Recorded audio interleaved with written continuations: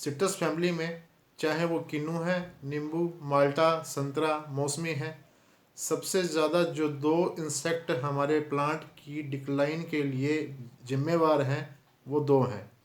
पहला सिट्रसिल्ला, सेकंड एचएलबी या grinning disease.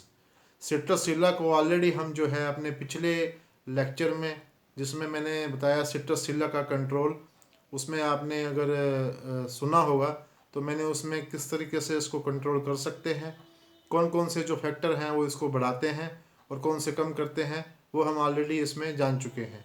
तो यहाँ मैं आपको आज इस वीडियो में एचएलबी के बारे में बताऊँगा। एचएलबी इतनी घातक जो डिज़ीज़ है, हर साल चाइना में 10 लाख पेड़ से ज़्यादा जो हैं वो एचएलबी के कारण डिक्लाइन होते जा रहे हैं। इसको एचएलबी डिज़ीज़ आने वाले टाइम में मेरे ओपिनियन से नंबर 1 होगी, जो अपने डिक्लाइन के लिए ज़िम्मेवार होगी। तो इस वीडियो में हम एचएलबी के बारे में डिस्कस करेंगे। एचएलबी के बारे में डिस्कस करने की वजह ये भी है क्योंकि हम लोगों को, किसान भाइयों को एचएलबी और न्यूट्रिएंट की डेफिशिएंसी का पता ही नहीं चलता। हम न्यूट्रिएंट की स्प्रे करते जा रहे हैं पीलेपन में, पर हो सकता है वो जो प्लांट है हमारा एचएलबी इन्फेक्टेड हो। किसान भाइयों, जितना भी मैं आपको वीडियो में, मेरे 5 या 6 7 वीडियो हैं, जितना भी मैं आपके सामने पेश करता हूँ या डिस्कस करता हूँ आपके साथ, वो सारा का सारा सुपरफिशियली डिस्कशन है। सुपरफिशियली का मतलब है ऊपरी परत, मतलब प्रीफेस। उससे आपको ये समझ आ जाए कि चीज़ें होती कैसे है। अगर आप ज़्यादा डिटेल में जानना चाहते हैं तो मुझे कम से कम, अगर सिले का एग्जांपल लें, अभी मेरा पिछला वीडियो जो है 11 मिनट का है, अगर मैं पूरा डिटेल में बात करूं तो मुझे 3 से 4 घंटे जिएंगे, जो हमारे फील्ड लेवल के हिसाब से रेलेवेंट नहीं है। इतना हमें जानने की ज़रूरत नहीं है। तो चलिए एचएलबी के बारे में डिस्कस करते हैं। आप ये वीडियो आखिर तक देखिएगा और ज़्यादा से ज़्यादा इसको शेयर कीजिएगा। एचएलबी या ग्रीनिंग डिजीज़ को समझने के लिए हमें प्लांट के टिश्यूज़ को समझना ज़रूरी है। किसान भाइयों, मैंने यहाँ एग्जांपल एक ह्यूमन बीइंग का लिया है। ये हमारी फूड पाइप है। फूड पाइप, जैसे हम खाना खाते हैं और पानी पीते हैं तो हमारी फूड पाइप एक ही है। उसी हिसाब से अगर हम प्लांट की बात करें तो प्लांट के पास दो हैं। एक का नाम जाइलम है और दूसरे का नाम फ्लोएम है। जाइलम का काम क्या है? जाइलम का काम है ट्रांसपीरेशन, रेस्पिरेशन का। जितना भी हम न्यूट्रिएंट, पानी या हम खाद जो ज़मीन में देते हैं, वो खाद प्लांट को पहुंचाने का काम जो है, जिसके अंदर से प्लांट जो है पानी के साथ साथ उस खाद को लेता है, जो वो मूव करती है, उस नलकी को हम जाइलम कहते हैं। और जो फ्लोएम है, वो उस नलकी को बोलते हैं जो हमारे पत्तियों के ऊपर फोटोसिंथेसिस, मतलब प्रकाश संश्लेषण के बाद जो खाना तैयार होता है और वो हमारी लीव्स को और फ्रूट्स को जिंदा रहने के लिए ज़रूरी है, उसमें जो मूव करता है मटेरियल, उसको हम फ्लोएम बोलते हैं। तो ट्रांसपीरेशन का मतलब है पानी नीचे से ऊपर जाना, वो कहाँ होगा? जाइलम में। और रेस्पिरेशन का मतलब भी, ट्रांसपीरेशन और रेस्पिरेशन, रेस्पिरेशन का मतलब एक ही है। और जो न्यूट्रिएंट की अवेलेबिलिटी पूरे प्लांट में मेंटेन रखना, वो काम है फ्लोएम का। एचएलबी को हम ग्रीनिंग डिजीज़ भी बोलते हैं। ये कोई वायरस की डिजीज़ नहीं है, ये बैक्टीरियल डिजीज़ है। बैक्टीरिया का जो नाम है वो कैंडिडेटस लाइब्री बैक्टर है। एचएलबी को हम सिट्रस की एड्स भी बोल सकते हैं, क्योंकि अभी तक एज प्रेजेंटली इसकी कोई भी 100% एक्यूरेट मेडिसिन या कोई भी ऐसी दवाई नहीं है जिससे एचएलबी 100 का 100% ख़त्म हो सकता है। एचएलबी का जो कारण है साइड इफ़ेक्ट, एचएलबी आने के बाद जो प्लांट इन्फेक्ट हो जाता है हमारा, तो उसमें क्या है कि जो हमारी जो फ्रूट है उसकी क्वालिटी ज़ीरो तो नहीं, बहुत कम हो जाती है। अगर साइज़ मान लो, बगैर एचएलबी इन्फेक्टेड प्लांट है उसका साइज़ 200-250 ग्राम का है, तो एचएलबी वाले जो इन्फेक्टेड प्लांट है उसका 100-125 के आसपास रह जाता है, श्रिंक हो जाता है। और अगर ये एचएलबी कई सालों तक उस प्लांट पे मौजूद रहे तो वो प्लांट हमारा डिक्लाइन भी हो जाता है। अब जैसे कि एक बाग का मैं एग्जांपल आपको लेकर समझाऊं इसका। मान लीजिए 10 साल का बाग है, हमने उसकी सोइल टेस्ट करवाई, हमने उसकी लीफ एनालिसिस करवाई, हमारी एक्यूरेट सोइल एनालिसिस है, मतलब जो प्लांट को चाहिए वो सोइल उसमें है अवेलेबल, और जो प्लांट को लीफ के जो एनालिसिस के बाद न्यूट्रिएंट की अवेलेबिलिटी का पता लगने के बाद वो भी नॉर्मल है, फिर भी हमारा प्लांट डेड होता है। उसके 2-3 कारण हो सकते हैं। पहला फाइटोफथोरा है, अगर फाइटोफथोरा होगा तो भी प्लांट डेड होगा, डाईबैक हो सकता है। सेकंड जो मेजर कारण है वो एचएलबी है, क्योंकि एचएलबी को रिकॉग्नाइज करने की जो क्षमता है वो हमें पता ही नहीं कि ये प्लांट एचएलबी से ग्रसित है या फिर इसमें न्यूट्रिएंट की डेफिशिएंसी है। मेजरली जो न्यूट्रिएंट इसके लिए रिस्पॉन्सिबल है वो है जिंक। हम जिंक की डेफिशिएंसी को और एचएलबी वाले इन्फेक्टेड प्लांट को एक जैसा ही समझते हैं। तो मैंने यहाँ कुछ फोटोज अभी आगे सामने मैं आपको दिखाऊंगा, उससे आप अंदाज़ा लगा सकते हैं कि भाई ये जिंक की डेफिशिएंसी है या ये एचएलबी जो बैक्टीरिया है उसकी कारण ये इस तरह का प्लांट हो गया है। जो एचएलबी का अब ये एचएलबी संग्रहण विशिष्ट लक्षण पत्ती का जो पीलापन पड़ना है वो भी एचएलबी की निशानी है।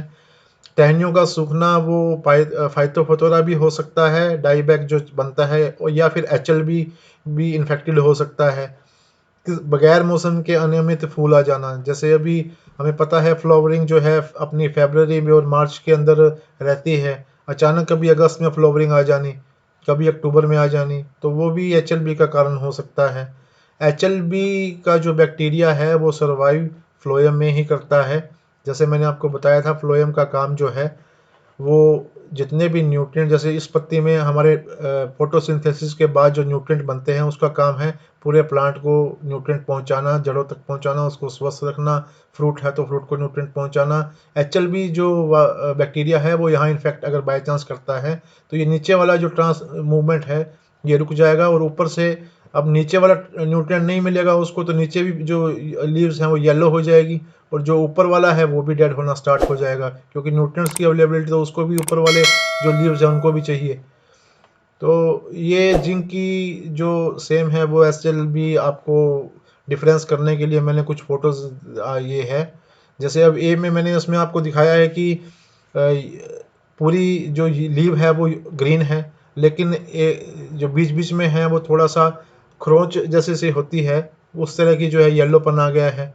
एचएलबी की जो मेन निशानी है जिससे आप पता लगा सकते हैं ये इसके बैक्टीरिया के बारे में भी प्लांट इन्फेक्टेड है कि नहीं, जो वेन होगी उसकी वो बिल्कुल येलो होगी, येलो वेन होगी, और ये ब्लोची जो है वो आपको दिखेगा, मतलब खरोंच सी दिखेगी आपको। ये कलर जो है मिक्स सा दिखेगा, इसको ब्लोची कह देते हैं, ये आपको दिखेगा। तो इसको आप पहचान सकते हैं कि ये जो हमारा प्लांट है ये एचएलबी इन्फेक्टेड है। ये भी मैंने उसमें वही दिखाया है। और फ्रूट के अंदर हम देखने को ये कोटेक्स मिलेगा आपको, ये जो है अलग से दिखेगा आपको। जो इसका जो बीज का होगा साइज़ वो बहुत रिड्यूस हो चुका होगा, और जो इसका फ्रूट का जो टेस्ट है जूस का वो बिटर होगा, थोड़ा खारापन होगा, अजीब सा टेस्ट होगा इसका। अब ये देखिए जैसे इस लीफ में मैंने दिखा रखा है, ये सारी ग्रीन है और बीच में ब्लोचेस जो हैं लाइट ग्रीन के हो चुके हैं। सबसे थर्ड जो है पहचानने का तरीका इसको ये है, इसके फ्रूट को देखकर। आमतौर पे किसान भाइयों किन्नू का हमें पता है कि जब किन्नू कलर पकड़ता है अपना तो नीचे से ऑरेंज और ऊपर से हरा होता है, और धीरे धीरे सारा जो है वो अपना ऑरेंज में कन्वर्ट हो जाता है। एचएलबी का जो है वो कलर इन्वर्जन होता है। जो प्लांट एचएलबी से इन्फेक्टेड होगा वो कलर इन्वर्जन शो करेगा।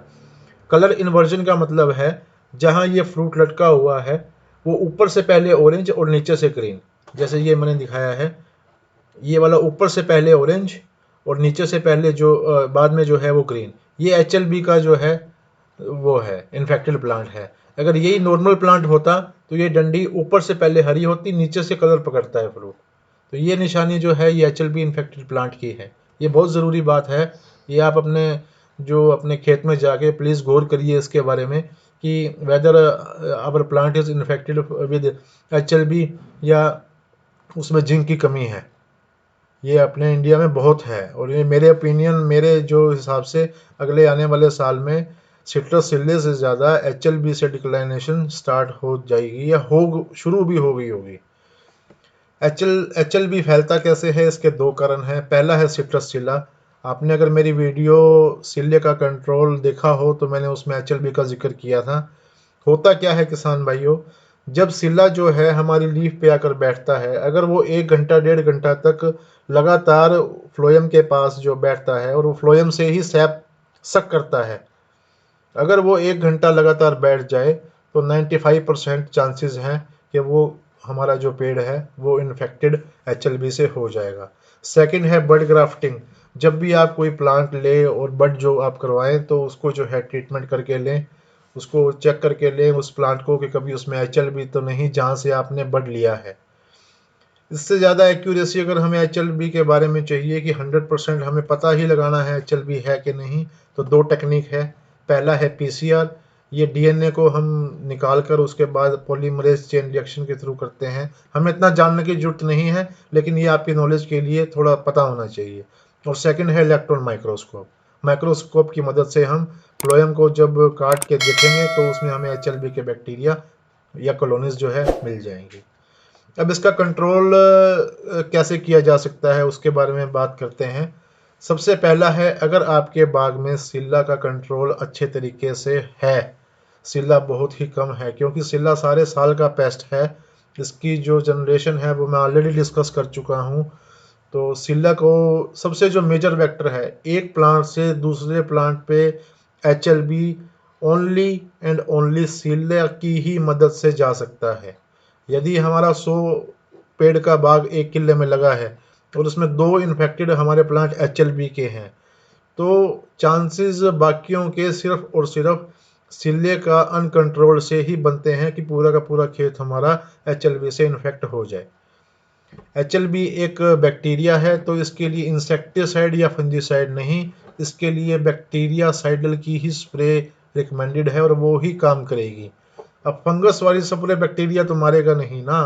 फंगस बैक्टीरिया वाली स्प्रे में अब जो सबसे मेन है और सबसे अच्छे रिजल्ट जिसके हैं वो है ऑक्सी टेट्रासाइक्लिन, सेकंड नंबर पे ह्यूगोमाइसिन और थर्ड नंबर पे टेरामाइसिन। स्ट्रेप्टोसाइक्लिन और पेनिसिलिन ऑलरेडी हम यूज़ करते हैं, लेकिन ये जो ऑक्सी टेट्रासाइक्लिन है ये काफ़ी कॉस्टली है, तो ये फील्ड लेवल पे अवेलेबिलिटी और कॉस्ट इफेक्टिव ना होने के कारण ये ऑलमोस्ट डिक्लाइन ही है।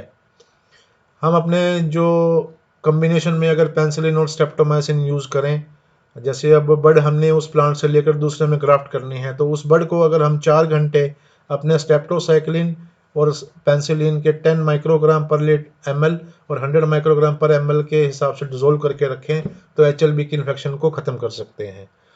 अब क्या है कि HLB अगर कोई इन्फेक्टेड प्लांट है तो उसने न्यूट्रिएंट की सप्लाई हमारे, मान लीजिए ये लीफ पे HLB इन्फेक्टेड है और ये हमारा प्लांट है, यहाँ लीफ पे इन्फेक्टेड है तो इसने अपनी जो फ्लोएम में रोक लगा दी, तो ये न्यूट्रिएंट अवेलेबल नीचे हो नहीं पा रहे। तो नीचे वाले अगर न्यूट्रिएंट अवेलेबल हमारे प्लांट को हो नहीं पा रहे, बाय रूट्स भी कमी है और नहीं हो पा रहे, तो हमें जिंक मैग्नीज और नाइट्रोजन की हैवी स्प्रे करने की ज़रूरत है ताकि नीचे वाला जो न्यूट्रिएंट है वो हमारा मेंटेन रहे। और ये चाहे ये तो डेड होना ही होना है, तो नीचे वाला हम क्यों डेड होने दें, तो उससे हैवी जो जिंक की, मैग्नीज की और नाइट्रोजन अगर हम स्प्रे करते हैं तो चांसेस हैं कि हमारे प्लांट की जो लाइफ है वो थोड़ी सी ज़्यादा बढ़ सके। और जैसे अब मैं बात करूं नेचुरल हार्मोन्स की, तो मैंने हार्मोन वाले चैप्टर में आपको बताया था कि ऑलरेडी प्लांट के अंदर सभी तरह के हार्मोन्स मौजूद हैं। तो जो अगर एक्सोजीनियसली हार्मोन हमें, प्लांट की अगर इम्यूनिटी स्ट्रॉन्ग रहेगी तो HLB से बचाव भी रहेगा। तो अगर ब्रासिनोलोइड मार्केट में अवेलेबल है, उसका स्प्रे अगर हम एक स्प्रे जुलाई में या अगस्त में कर दें तो हमारी इम्यूनिटी जो प्लांट की मेंटेन रहेगी, तो HLB इन्फेक्ट करने की जो टेंडेंसी है उस बैक्टीरिया की वो कम होगी। अब जैसे बीमारी से लड़ने की शक्ति ह्यूमन बींग में भी होती है, वैसे ही प्लांट भी के अंदर एक एसए नाम का हार्मोन है, सैलिसिलिक एसिड बोल सकते हैं इसको, जो HLB जैसे एक प्लांट पे इन्फेक्ट किया, तुरंत जो है प्लांट अपना एसए हार्मोन रिलीज कर देगा HLB को मारने के लिए। अब कितना एफिशिएंट प्लांट आपका है वो डिपेंड करता है आपके फर्टिलाइजर शेड्यूल पे, आपके न्यूट्रिएंट्स पे, आपकी प्लांट की हेल्थ पे और इम्यूनिटी पे। अब कुछ नई टेक्नोलॉजी के बारे में बात कर लें। 2022 में जो लेटेस्ट टेक्नोलॉजी है HLB के लिए वो है सिट्रस इंजेक्शन, ट्रंक इंजेक्शन। क्या है किसान भाइयों, सिट्रस के पेड़ में ये जो है बाय ड्रिल जो बाय ड्रिल होल करने के बाद जो है इसके अंदर इंजेक्ट किए जाते हैं दो चीज़ें, एक तो इमिडाक्लोप्राइड और सेकंड ऑक्सीटेट्रासाइक्लिन। ये अभी इंडिया में अभी जस्ट मेरे ख्याल ट्रायल चल रहे हैं। ये जो मैंने ये पिक्चर्स ली है ये फ्लोरिडा यूनिवर्सिटी अपना अमेरिका से ली है, वहाँ ये ऑलरेडी ट्रायल अभी स्टार्ट हो चुके हैं। आने वाले टाइम में हमें भी जो है ट्रायल देखने को यहाँ मिलेंगे। ये जस्ट आपकी नॉलेज के लिए है, कोई भी डॉक्टर जो आपके खेत में आए उनसे पूछिए HLB क्या है, तो आपको डिफरेंस पता होना चाहिए भी ये HLB इसको पता है कि नहीं, होता क्या है। कभी हम जिंक की कमी, HLB इन्फेक्टेड प्लांट है और जिंक सोच के स्प्रे करवा रहे हैं तो भी कोई फ़ायदा नहीं है। आशा करता हूँ HLB के बारे में मैंने जितना आपको बताया समझ में आया होगा। अगर आपको और डिटेल इसके बारे में चाहिए तो आप मेरे व्हाट्सएप नंबर पर कॉन्टैक्ट कर सकते हैं। धन्यवाद। नमस्कार।